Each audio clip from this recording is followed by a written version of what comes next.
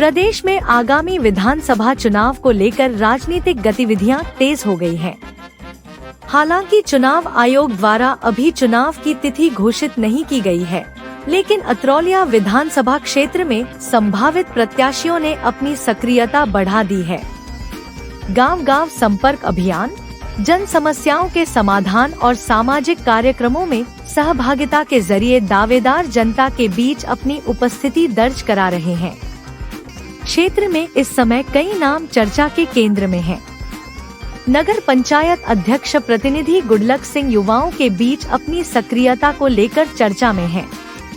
स्थानीय लोगों का कहना है कि वह क्षेत्र में जरूरतमंदों की मदद तथा बीमारी के दौरान आर्थिक सहयोग देकर लोगों का विश्वास जीतने का प्रयास कर रहे हैं।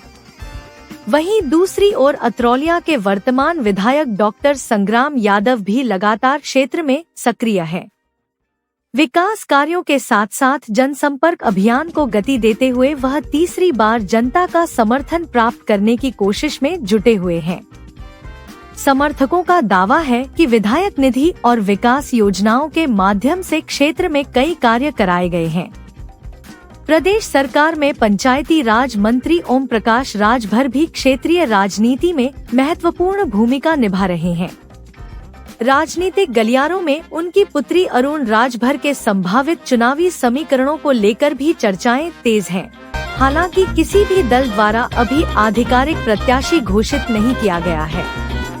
इसके अलावा निषाद समाज से जुड़े नेताओं की सक्रियता भी बढ़ी है। प्रशांत सिंह क्षेत्र में लगातार जनसंपर्क कर रहे हैं, जबकि पूर्व प्रत्याशी कन्हैया निषाद भी चुनाव लड़ने का ऐलान कर चुके हैं। ऐसे में निषाद वोट बैंक की भूमिका भी चुनावी समीकरणों को प्रभावित कर सकती है। राजनीतिक विश्लेषकों का मानना है कि इस बार अतरौलिया विधानसभा में मुकाबला विकास कार्यों, रोजगार, शिक्षा, स्वास्थ्य, सड़क, बिजली और कानून व्यवस्था जैसे मुद्दों पर केंद्रित रह सकता है। हालांकि अंतिम तस्वीर प्रत्याशियों की आधिकारिक घोषणा के बाद ही स्पष्ट होगी। फिलहाल क्षेत्र में एक बड़ा सवाल लोगों के बीच चर्चा का विषय बना हुआ है कि प्रदेश में एक बार फिर मुख्यमंत्री योगी आदित्यनाथ के नेतृत्व वाली सरकार बनेगी या फिर जनता बदलाव का विकल्प चुनेगी। इसका जवाब तो आने वाले समय में ही मिलेगा, लेकिन इतना तय है कि अतरौलिया विधानसभा में राजनीतिक तापमान लगातार बढ़ता जा रहा है और चुनावी मुकाबला बेहद रोचक होने के संकेत दे रहा है। ये बताइए कि इस बार 27 के विधानसभा चुनाव के बारे में बताइए, क्योंकि आप लंबे समय से बीजेपी के कार्यकर्ता भी रहे हैं और 27 का चुनाव भी आ चुका है। वर्तमान समय में क्या लग रहा है, किसकी सरकार बनने वाली है? सरकार तो जनता बनाएगी। हमारे एक वोट से सरकार न बननी है न बिगड़नी है। नहीं, आपके वोट से जनता बनाएगी सरकार। सरकार जनता बनाएगी। चलते हैं अतरौलिया के इस बार विधानसभा चुनाव में अतरौलिया में 3 बार से विधायक डॉक्टर संग्राम यादव सक्रिय भूमिका में है और नए प्रत्याशी के रूप में आपके नगर पंचायत से गुडलक सिंह भी चुनाव मैदान में ताल ठोक चुके हैं। और ऐसी स्थिति में क्या लगता है कि चुनाव परिवर्तन कुछ अतरौलिया में दिख रहा है? गुडलक सिंह के आने से परिवर्तन दिखेगा? अब देखिए, ये समीकरण तो हम इस पर कोई बहुत ओपिनियन नहीं दे सकते। जैसे प्रत्याशी की लोकप्रियता, उसके कार्यों की से ही उसकी लोकप्रियता बनती है, सामाजिक सरोकार से ही लोकप्रियता बनती है। उन्हीं चीज़ों के करके लोग चुनाव लड़ते हैं। उस चीज़ों को देखने से चर्चा का माहौल तैयार होता है, उसके बाद चुनाव का निष्कर्ष निकलता है। तो इन चीज़ों पे क्या लगता है, गुडलक सिंह अगर आ रहे हैं चुनाव मैदान में, अच्छी भूमिका में है कि एक सक्रिय भूमिका में? देखिए, जो सुनने और देखने में आता है तो गुडलक भी सामाजिक कार्यों में लगे हुए हैं, लोगों के सुख दुख में जा रहे हैं, यथासंभव उनकी मदद भी कर रहे हैं। और पिछला जो उनका ट्रैक रिकॉर्ड है तो निर्दल प्रत्याशी के रूप में नगर पंचायत का चुनाव भी जीते हैं। ताकतवर व्यक्ति हैं, लोगों से मिलना जुलना उनका बड़े सरलता और सहजता से रहता है। तो अगर वो चुनाव मैदान में आते हैं तो अच्छी बात है। जनता के बाकी जनता जो है अपना प्रत्याशी भी मिल रहा है, जिस तरह से संग्राम यादव हैं उसी तरह का एक नया प्रत्याशी भी मिल रहा है कि जैसे जिससे आसानी से लोग मिल सके, अपनी दुख दर्द को बांट सके। अच्छा बताइए, अभी जैसे विधानसभा चुनाव में परिवर्तन की बात हम कर रहे हैं, क्या इस बार कुछ ऐसा है कि सरकार से थोड़ा सा लोगों का मोह भंग हुआ है, आपको लगता है? अब ये तो कोई सर्वे हो तो पता चले कि क्या स्थिति है। जनता नहीं कुछ कह रही। अब जनता देखिए, चौक चौराहे पर जो लोग बैठते होंगे वही बता पाएंगे। हम दुकानदार लोग जो है कितना जान पाएंगे जनता के रुझान के बारे में? आपको जानकारी चौक चौराहे पर जो लोग होंगे और थोड़ा इस तरह का। यूजीसी को कैसे ले रहे हैं आप? हाँ देखिए, यूजीसी जो है यह सवर्ण समाज के लिए एक अभिशाप जैसा है। यूजीसी का एक्ट, जो यूजीसी एक्ट है, वो सवर्णों के लिए अच्छा नहीं है, और सवर्णों के लिए ही नहीं, जो समाज में ताना बाना है उस ताना बाना को बिगाड़ने में अहम रोल अदा करेगा। यूजीसी जाहिर सी बात है कि अगड़े पिछड़े को आपस में लड़ाएगा और सवर्ण बच्चों के लिए गले की हड्डी बन जाएगा। अगर ये वापस नहीं हुआ तो इसका परिणाम अच्छा नहीं होगा, सवर्णों के लिए बहुत ही घातक होगा। सरकार तो कुछ सोच करके ही लागू कर रही है इसको, जिससे सवर्ण पे शिकंजा कसा जाए, इनकी मनमानी को रोका जाए। ये जो दोसर की प्रवृत्ति है इनकी, इसके खिलाफ ही सरकार चाह रही है ना कि यूजीसी लागू हो। आखिर सब आतताई होते हैं जनरल। आखिर सवर्णों ने कौन सा अपराध कर दिया है जिसके कारण अपराधी घोषित करके और इनके आतंक को रोकना चाह रहे हैं? आतताई कैसे हो गया सवर्ण? अब भाई, अब सरकार की निगाह में या जैसे कोई कानून, कोई व्यवस्था, कोई नई नियमावली लागू हो रही है तो समाज को स्वच्छ कानून व्यवस्था देना या लोगों को अधिकार दिलाना तो कहीं न कहीं लगा होगा कि दूसरों के अधिकारों का ये हनन करते हैं। ये कौन सी स्वच्छ व्यवस्था है कि एक बड़े वर्ग विशेष को अपराधी घोषित कर दिया जाए? यहाँ कैसे लॉ एंड ऑर्डर जो है मेंटेन होगा और कैसे जो है कानून सबके लिए बराबर काम करेगा? सवर्ण समाज, और मैं ब्राह्मण हूँ तो खास करके अपने ही वंशजों का इतिहास मैं ज़्यादा बता सकता हूँ कि हमेशा देश के लिए त्याग, बलिदान और समर्पण किया है। तो अपराधी कैसे घोषित कर देंगे आप? क्यों हमको अपराधी बना रहे हैं भाई? यूजीसी कहीं न कहीं सरकार को बैकफुट पे ले जाएगी आपके हिसाब से?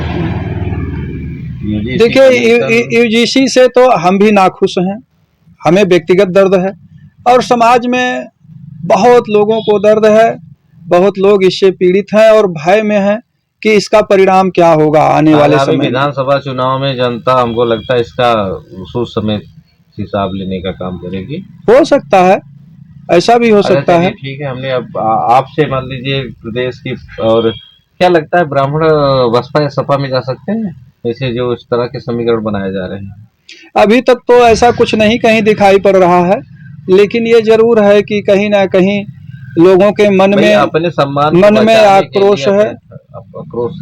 आक्रोश है। विधानसभा चुनाव में देखिएगा वो आक्रोश कहाँ फूटेगा, किधर जाएगा?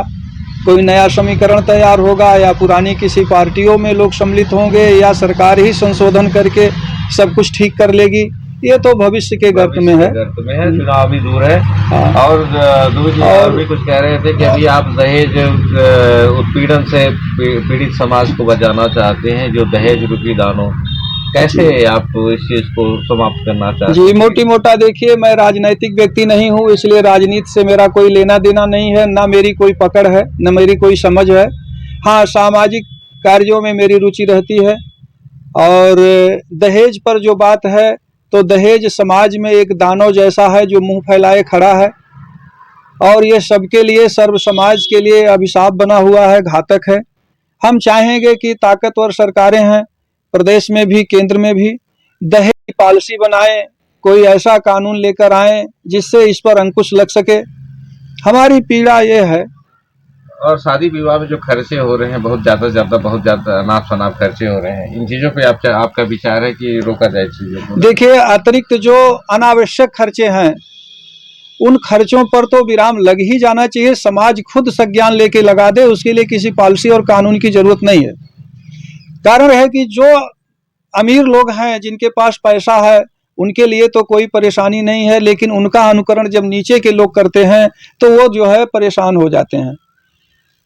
तो कोई भी व्यक्ति जो ताकतवर है वो अगर पहल करे तो उसका नकल लोग नीचे करेंगे, तो वो तेजी से जो है अनुकरण किया जाएगा। और दहेज का दबाव करना पड़ता हो बेटियों को घर से ही अपनी जो लड़की का पिता अगर वो स्वतः ना देना चाहे, सब लोग एक मुहिम बना ले हम दहेज नहीं देंगे, तो क्या जबरदस्ती कोई दहेज नहीं देगा? देखिए, मुहिम बना लें ये तो बड़ी अच्छी बात है, उसी के लिए हम प्रयास कर रहे हैं और गांव-गांव लोगों को जगा रहे हैं, भारी जन समर्थन भी मिल रहा है। हमारा एक ही कहना है कि 25 से 27 साल 22 से 27 साल के बीच अपने अपने बेटी बेटों का विवाह कर दीजिए और एक शर्त रखिए बहुत ताकतवर तरीके से, ना हम दहेज लेंगे ना हम आभूषण देंगे, तो हमारे ऊपर लोड नहीं रहेगा। और दूसरा चीज, करना नहीं पड़ेगा, आत्महत्या भी नहीं करना पड़ेगा और मजबूर होकर बाप को अपना खेत गिरवी नहीं रखना पड़ेगा, बैंक से लोन नहीं लेना पड़ेगा, नात रिश्तेदार से कर्जा भी नहीं लेना पड़ेगा, सम्मान भी बरकरार रहेगा। सम्मान भी बरकरार रहेगा। और दूसरा यह है कि वो संबंध ही कैसा है जो सौदेबाजी में तय हुआ हो। दहेज के लेन देन में एक सौदा ही तो होता है। अगर वो सौदेबाजी में संबंध हुआ है तो संबंध कितने दिन तक चलेगा? और रही बात नाजायज खर्चे की, तो हम नाजायज शब्द तो नहीं कह सकते, लेकिन इतना जरूर कहेंगे कि आप लोग हिंदू समाज दिन में और मंदिर में विवाह की प्रथा को जो है चलन में ले आए कि हम दिन में विवाह करेंगे और मंदिर में ठाकुर जी के चरण प्रांत में अपने बेटी बेटे का विवाह करेंगे और किसी प्रकार का आडंबर नहीं करेंगे। इससे हम अतिरिक्त खर्चे से बच जाएंगे। दिन रात में भी ऐसा खर्चा बचाया जा सकता है? जरूर बचाया जा सकता है। सबसे पहले तो मैं ये बताऊं कि सनातन धर्म में रात्रि विवाह का कोई विकल्प नहीं है। हमारे सनातन धर्म में जो है दाह संस्कार भी रात्रि को निषेध है, यानी कोई मर जाता है तो रात्रि में जलाने के लिए भी वर्जित है, वो नहीं जलाया जाता है, फिर प्रतीक्षा किया जाता है अगले दिन। लोग आज तक हम लोगों की शादियां जो है रात में कराते आए हैं। अब देखिए, उसके पीछे कारण यह है कि ये जो प्रथा है ये हमारे उत्तर भारत में ही ज़्यादा है। दक्षिण में जब आप चले जाएंगे तो वहाँ ऐसा नहीं है, कारण कि मुगलों का प्रभाव जहाँ तक रहा वहाँ ज़्यादा ये सब हुआ। कारण कि मुगल हमारी बेटियों को उठा ले जाते थे, तो हमारे यहाँ पर्दा प्रथा भी नहीं थी और रात्रि विवाह का भी विकल्प नहीं था, तो जिनके सर में सिंदूर होता था उनको नहीं ले जाते थे। इसलिए छोटे पे ही और रात्रि के अंधेरे में विवाह का चलन आया। ये जब शुरू हुआ तो वह अब इस तरह से अपनी जड़ जमा लिया कि आज ख़त्म नहीं हो रहा, न आज मुगल हैं, न कोई ऐसा विकल्प है, न कोई इस तरह की परेशानियां हैं। तो पुनः उसको पुनर्स्थापित करने की ज़रूरत है कि दिन में और मंदिर में। चलिए ठीक, बहुत बहुत धन्यवाद दुबे जी।